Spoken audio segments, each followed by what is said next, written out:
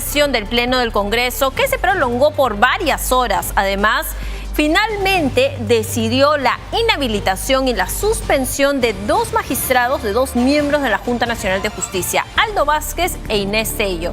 Todo el problema vino además porque responsabilizaban a Inés Tello de tener más de 75 años y seguir siendo miembro de la Junta Nacional de Justicia, pese a que en el momento de su evaluación y de su elección, quien tocó hacer la entrevista dijo en ese momento, que era el presidente del Tribunal Constitucional, Ernesto Blume, dijo que sí podía y tenía que cumplir su mandato de 5 años.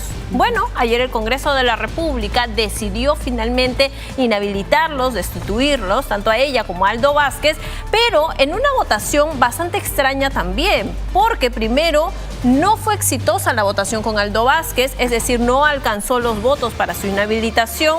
Todo parecía quedar en normalidad, pero vino una reconsideración y en la reconsideración ya alcanzó los votos. Quien no alcanzó o alcanzó en una sola votación finalmente fue Inés Tello, a quien finalmente la inhabilitaron en una sola votación, pero con un detalle: la participación de José Luna Gálvez, que es miembro de la Comisión Permanente y también votó en el Pleno. El argumento, por supuesto, es el acuerdo de la Junta de Portavoces del año 2018, en la que señalan que si no ha votado en la Comisión Permanente sí puede votar en el Pleno. Sin embargo, esto no está estipulado ni en la Constitución ni en el reglamento del Congreso. Exacto, y se estipulaba que en algunos casos sí podía votar y en otros no. Y eso evidentemente gira o hace que la balanza termine beneficiando o no a una persona u otra, porque recordemos que en el caso de Inés Tello y Aldo Vázquez ha sido 67 votos. Con las justas, lo mínimo indispensable para lograr la inhabilitación de estos magistrados se alcanzaron. Es decir, un voto menos, el voto menos del señor Luna hubiera significado que la magistrada o que incluso el Aldo Vázquez no logren o alcancen la inhabilitación por 10 años de la función pública. Y tú has dicho, Katia, que ha sido una votación extraña, que se han tomado más del tiempo, digamos, referido, porque en algún momento, recordemos al público que quizás no siguió de cerca este debate y votación, cuando se vota el caso de Inés Tello, se alcanza 65 votos y pasan alrededor de 8 o 9 minutos y no se cierra la votación. Con 65 votos no podían inhabilitarla. ¿Qué estaban esperando? Evidentemente que alguien se conecte, que alguien ponga, digamos, agarre el celular y vote desde la virtualidad. Pero ¿qué decía el Congreso? ¿Cómo se defiende el Congreso frente a esta larga votación de esperas de que ya, a ver cuándo llegan esos 2 votos para inhabilitarla? Dice que tenían que corroborar que los integrantes de la Comisión Permanente, que son 30, pues no hayan votado y de esa manera se legalice el voto. Tiempo a favor, evidentemente, del Congreso y en contra de la Junta Nacional de Justicia, que hoy tiene a 2 magistrados menos en su carrera y gestión.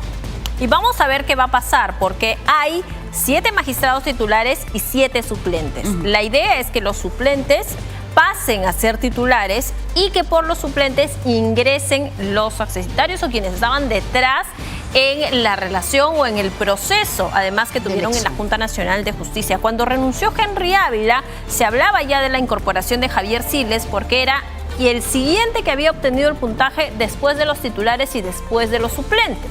Ojo con esto, ahora entraría una magistrada más por... no fue inhabilitado, no alcanzó los votos Henry Ávila, pese a que ya renunció la Junta Nacional de Justicia, porque fue mencionado por Jaime Villanueva y está involucrado en toda esta trama.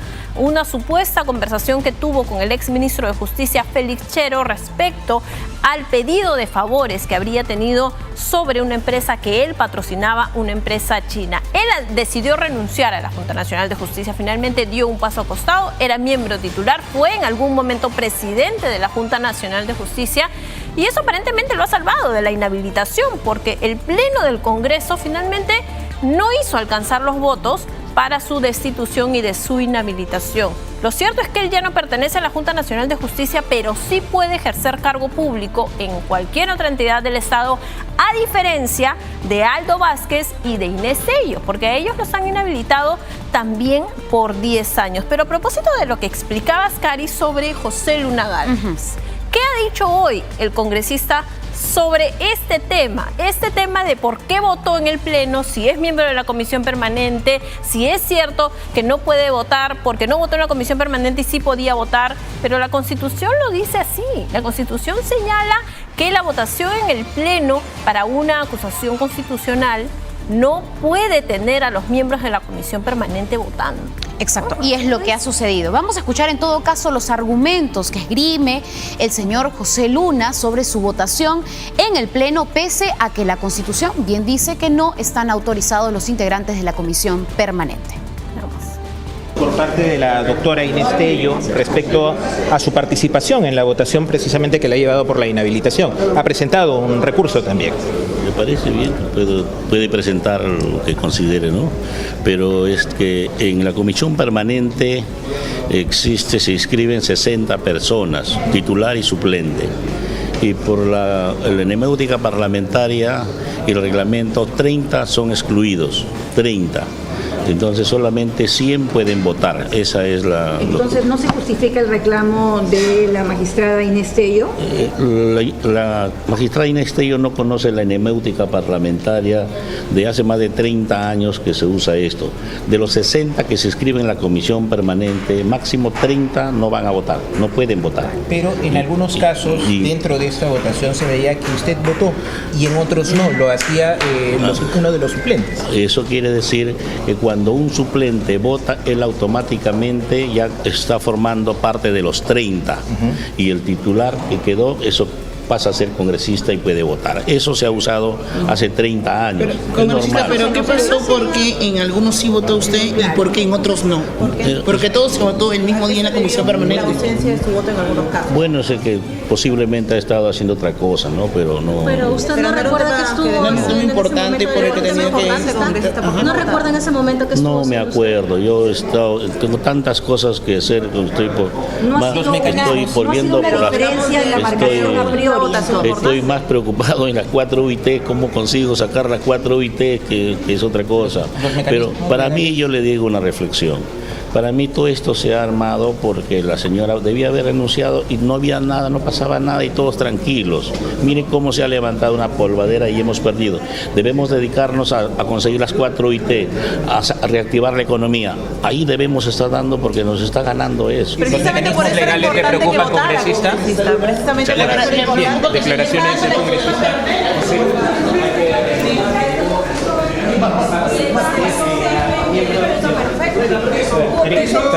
La presencia de asesores de MPCM aquí durante la votación, ¿qué le parece? Bueno, ya es conocido que desde la presencia de Otárola, él enviaba una comisión y que se ubicaba en la presidencia para tratar de doblar la votación.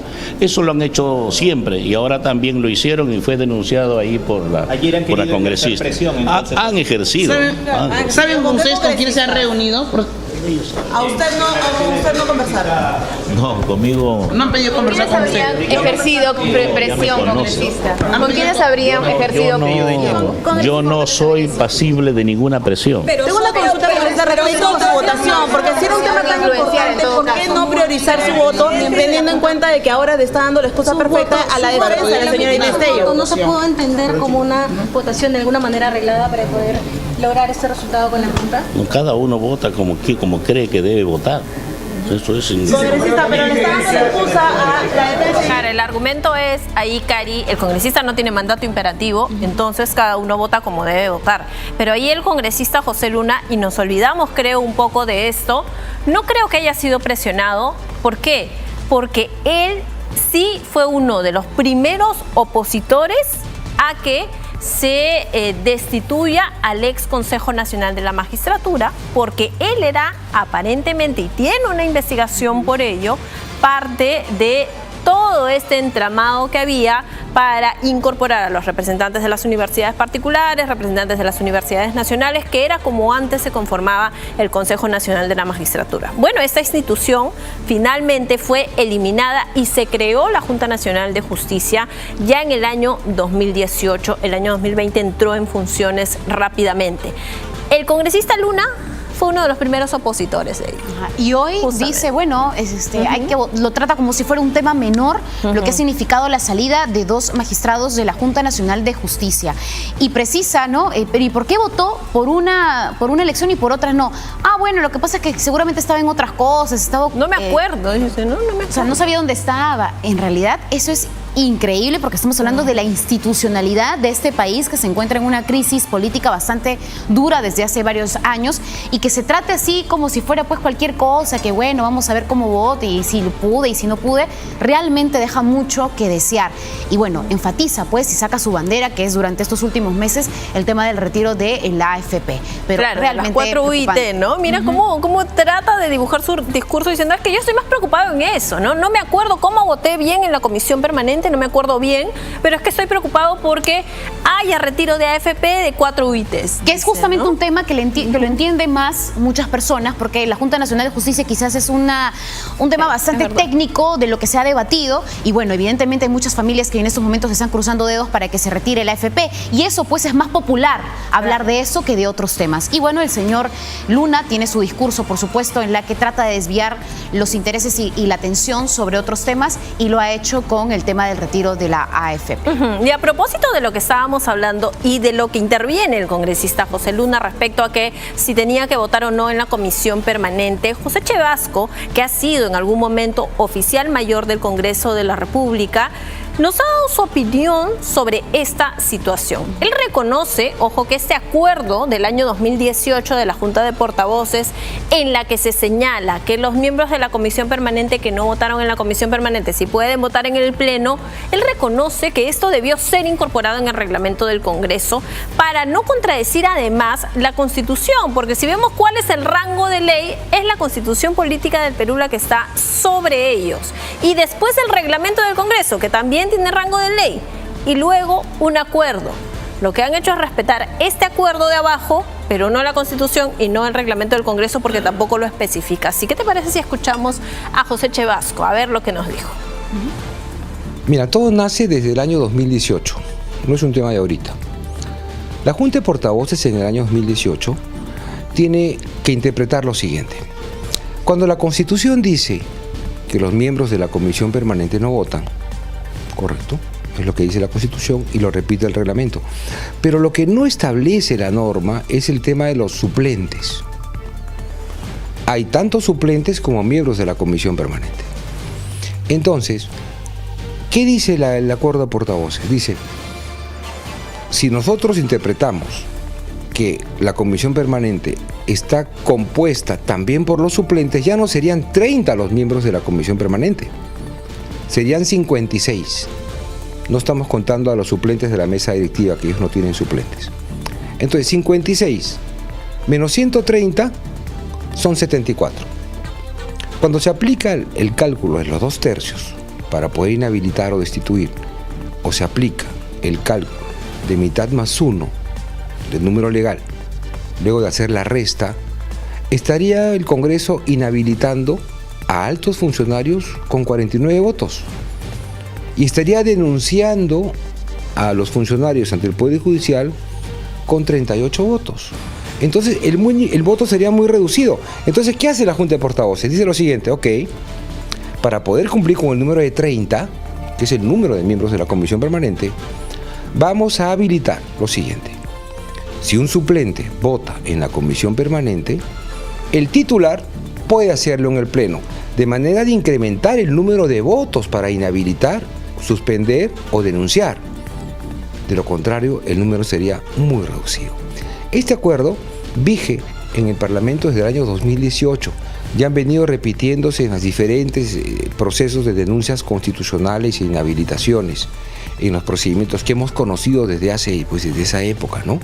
Entonces, la costumbre, la práctica también es fuente del derecho parlamentario. Pero sí el Congreso creo que ha cometido una negligencia al no modificar oportunamente la Constitución ni el reglamento para establecer claramente el tema de las votaciones para evitar este tipo de cosas, ¿no? Hay dos soluciones. O modificas la norma o simplemente eliminas a los suplentes de la Comisión Permanente. con lo cual harías que todos los miembros titulares de la permanente se incluyan en la norma vigente y por otro lado los obligas a ir a las sesiones de la comisión permanente. Y en este caso, entonces, el congresista José Luna ha votado de acuerdo al reglamento del Congreso. De acuerdo al acuerdo de la Junta de Portavoces y que fue ratificado por el Pleno del Congreso el 7 de junio del año 2018. Es decir, el documento que está presentando la doctora Inés Tello no va a prosperar. Yo interpreto que no. Va a salir la resolución legislativa, ella podrá apelar al Tribunal Constitucional, que es el órgano pertinente para hacerlo, y ya pues el tribunal dirá si es válida o no esa destitución. Bueno, en todo caso se deja abierta la posibilidad de que entre otra instancia se pueda interpretar lo que ha hecho el voto del señor José Luna, que claro, cuando conviene vota y cuando conviene pues no. Dependiendo de cómo podrían sumarse los votos al final, pues te das cuenta de que estás obrando no porque te olvidaste, sino porque tenías la intención de que se alcanzaran los votos. Y eso es lo que se deja en sospecha, Katia. Claro, ese es el problema, ¿no? Ese es el problema, que si van a aplicar para algunas ocasiones ese acuerdo del 2018 y para otras ocasiones no necesariamente, entonces ¿en qué quedamos? Claro. ¿No? Porque finalmente entonces van a alcanzar siempre los votos que se espera o que se quiere si van a terminar aplicando lo que no dice la Constitución o lo que no dice ni siquiera el reglamento del Congreso tampoco, ¿no? Claro, las reglas claras siempre son necesarias para que evidentemente evitar llevar a una instancia superior lo que se ha decidido en el Parlamento y evidentemente no ha existido eso hoy, o mejor dicho, ayer en el Parlamento frente a la Junta Nacional de Justicia. Ahora, la próxima semana todavía está pendiente la votación sobre Guillermo de la Haza. Recordemos que en el Congreso de la República se realizó una acusación constitucional en contra de todos los miembros titulares de la Junta Nacional de Justicia. Ayer se votó sobre 4 de ellos, de los cuales se ha destituido e inhabilitado a Aldo Vázquez y a Inés Tello, y la próxima semana o al pleno de la próxima semana están dejando decidir la votación sobre el presidente, por ejemplo, de la Junta Nacional de Justicia, Guillermo de la Haza. ¿Qué significa la inhabilitación por 10 años? Que no van a poder ejercer cargo público durante todo este tiempo. Y yo te comentaba hace un rato que de todas las veces que he conversado con Aldo Vázquez, vicepresidente y además expresidente también de la Junta Nacional de Justicia, era el encargado y era el vocero, además de hablar por su institución, una de las cosas que me decía es: yo no me voy a ver directamente perjudicado con una inhabilitación, porque yo trabajo en el sector privado, porque yo soy catedrático de universidades particulares, yo no trabajo en el sector público, pocas veces lo he hecho. Él ha sido en algún momento ministro de Justicia en el año 2014 con Ollantumala, y él ha dicho: yo no suelo trabajar en el Estado, a mí no me perjudica directamente, pero esto se trata de una defensa de la institucionalidad, era el argumento que nos daba justamente cuando lo entrevistábamos a Aldo Vázquez, ¿no? La sanción política más alta, impedir que alguien trabaje para el Estado por 10 años, porque podría ser por 3, por 4, por 5. No, el Congreso ha dado la sanción política más alta y es impedir que estos 2 magistrados pues toquen o se acerquen quizá al Estado o a una institución pública a trabajar. No podrán hacerlo por un plazo de 10 años. Pero bueno, ha sido la decisión del Congreso de la República y por supuesto, seguramente si es que Inés Tello lleva esta a la instancia del Tribunal Constitucional, continuará siendo motivo de debate.